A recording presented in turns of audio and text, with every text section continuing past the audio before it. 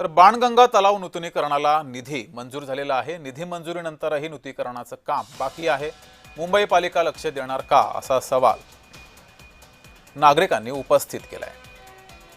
बाणगंगा तलावातील अस्वच्छ पाणी तसंच परिसरातील घनकचरा पाहता स्थानिकांमध्ये संतापाचं वातावरण आहे। याचा आढावा घेतला आमचे प्रतिनिधी जय पवार यांनी। पाहूया।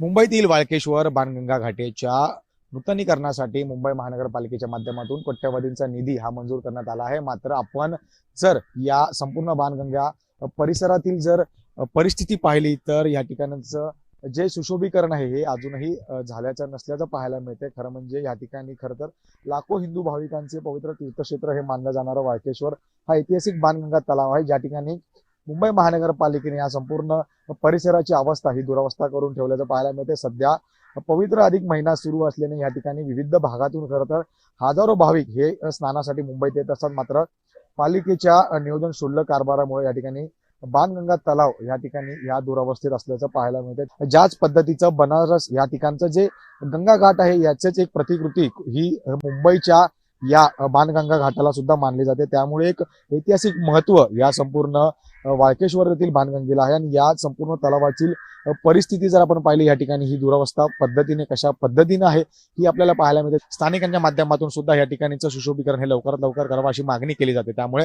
या संदर्भात मुंबई महानगरपालिका कधीपर्यंत गांभीर्याने लक्ष देणार हे सुद्धा पाहणं तितकंच महत्त्वाचं असणार। व्हिडिओ शिवसह मी जय पवार, जय महाराष्ट्र न्यूज, मुंबई।